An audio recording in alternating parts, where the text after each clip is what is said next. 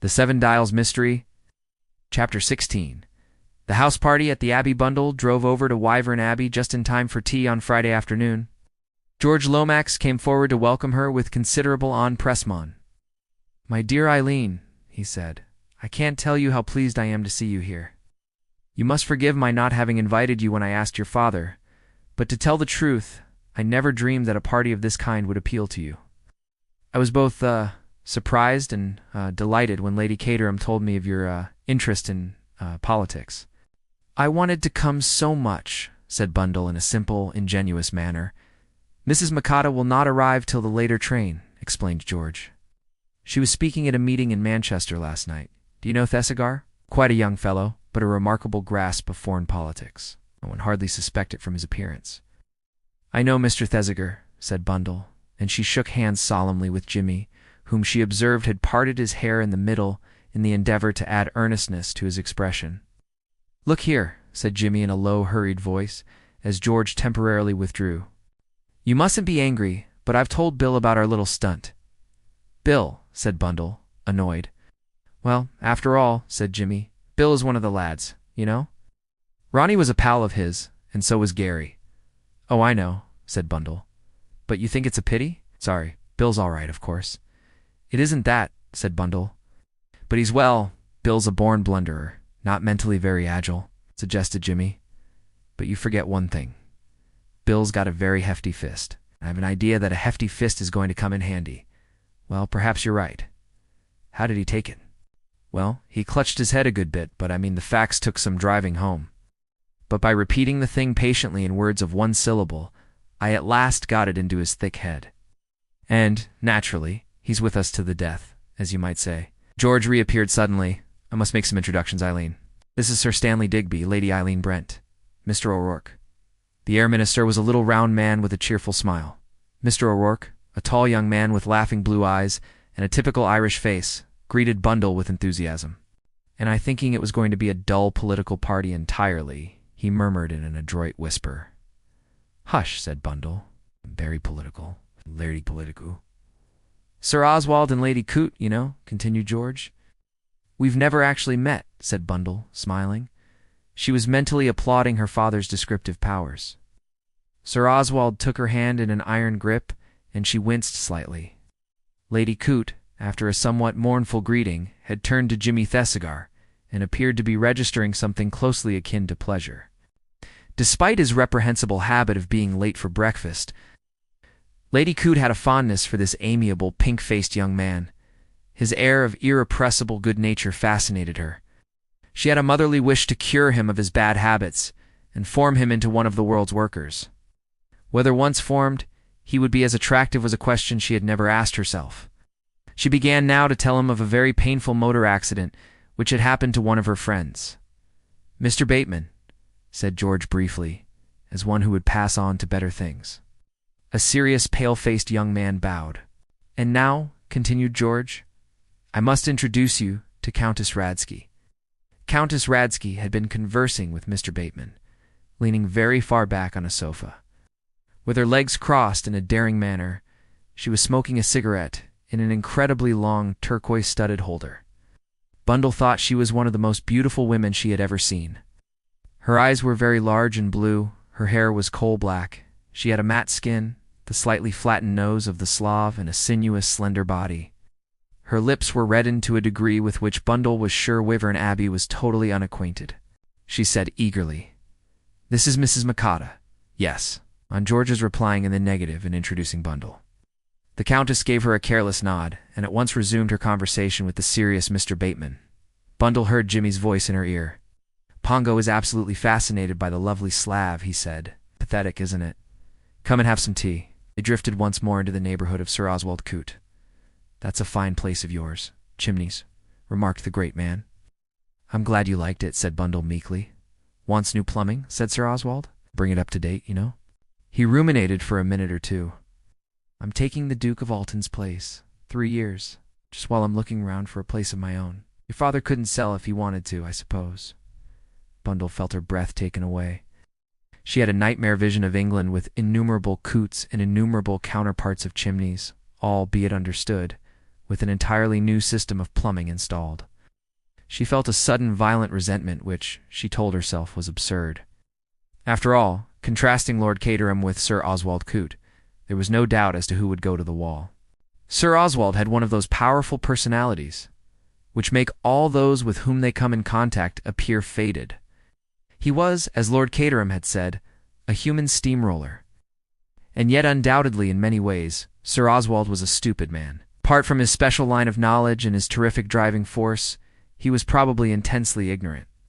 100 delicate appreciations of life which Lord Caterham could and did enjoy were a sealed book to Sir Oswald. Whilst indulging in these reflections, Bundle continued to chat pleasantly. Herr Eberhard, she heard, had arrived, but was lying down with a nervous headache. This was told her by Mr. O'Rourke, who managed to find a place by her side and keep it. Altogether, Bundle went up to dress in a pleasant mood of expectation, with a slight nervous dread hovering in the background whenever she thought of the imminent arrival of Mrs. Makata. Bundle felt that dalliance with Mrs. Makata was going to prove no primrose path. Her first shock was when she came down, demurely attired in a black-laced frock, and passed along the hall. A footman was standing there, at least a man dressed as a footman, but that square, burly figure lent itself badly to the deception. Bundle stopped and stared. "Superintendent Battle," she breathed. "That's right, Lady Eileen." "Oh," said Bundle uncertainly. "Are you here to keep an eye on things? I see." "That warning letter, you know," said the superintendent, "fairly put the wind up Mr. Lomax. Nothing would do for him but that I should come down myself." "But don't you think—" began Bundle, and stopped. She hardly liked to suggest to the superintendent that his disguise was not a particularly efficient one. He seemed to have police officer written all over him, and Bundle could hardly imagine the most unsuspecting criminal failing to be put on his guard. "You think," said the superintendent stolidly, "that I might be recognized?" He gave the final word a distinct capital letter. "I did think so, yes," admitted Bundle. Something that might conceivably have been intended for a smile crossed the woodenness of Superintendent Battle's features. "Put them on their guard, eh?" "Well, Lady Eileen, why not?" "Why not?" echoed Bundle, rather stupidly, she felt. Superintendent Battle was nodding his head slowly. "We don't want any unpleasantness, do we?" he said. "Don't want to be too clever. Just show any light-fingered gentry that may be about. Well, just show them that there's somebody on the spot, so to speak." Bundle gazed at him in some admiration.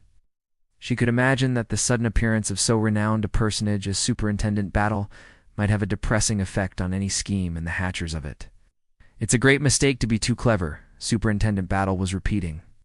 "The great thing is not to have any unpleasantness this weekend."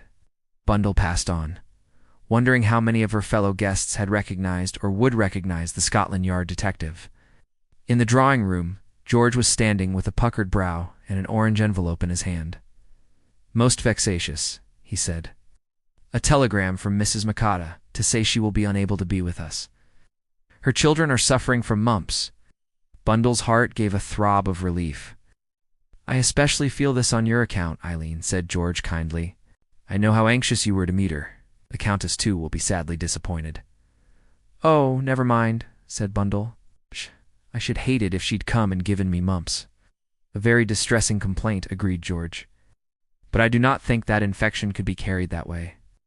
Indeed, I am sure that Mrs. Makata would have run no risk of that kind. She is a most highly principled woman, with a very real sense of her responsibilities to the community. In these days of national stress, we must all take into account, on the brink of embarking on a speech." George pulled himself up short. "But it must be for another time," he said. "Fortunately, there is no hurry in your case." "But the Countess, alas, is only a visitor to our shores.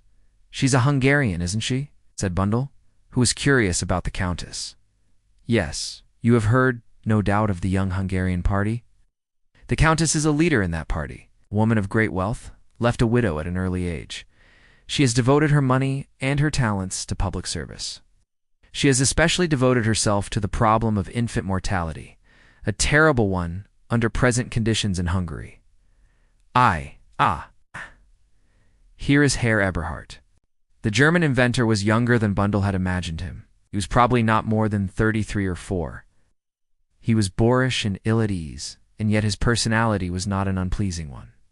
His blue eyes were more shy than furtive, and his more unpleasant mannerisms, such as the one that Bill had described of gnawing his fingernails, arose, she thought, more from nervousness than from any other cause. He was thin and weedy in appearance and looked anemic and delicate. He conversed rather awkwardly with Bundle in stilted English, and they both welcomed the interruption of the joyous Mr. O'Rourke. Presently, Bill bustled in. There is no other word for it. In the same such way does a favored Newfoundland make his entrance, and at once came over to Bundle. He was looking perplexed and harassed. "Hello, Bundle. Heard you'd got here. Been kept with my nose to the grindstone all the blessed afternoon, or I'd have seen you before." "Cares of state heavy tonight?" suggested O'Rourke sympathetically. Bill groaned. "I don't know what your fellow's like," he complained. "He's a good-natured, tubby little chap. But Cotter's is absolutely impossible.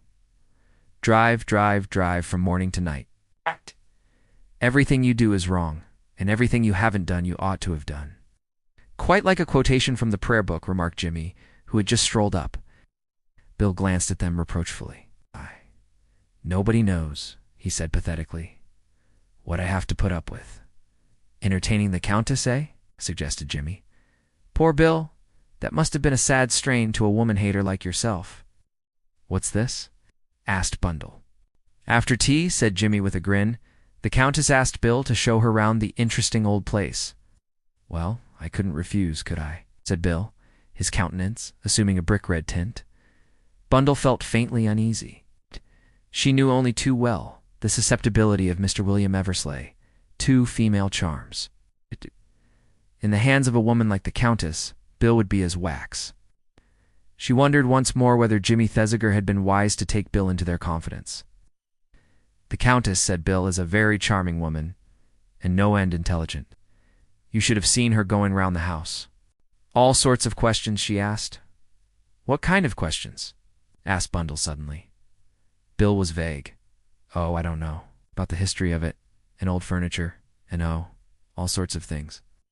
At that moment the Countess swept into the room. She seemed a shade breathless.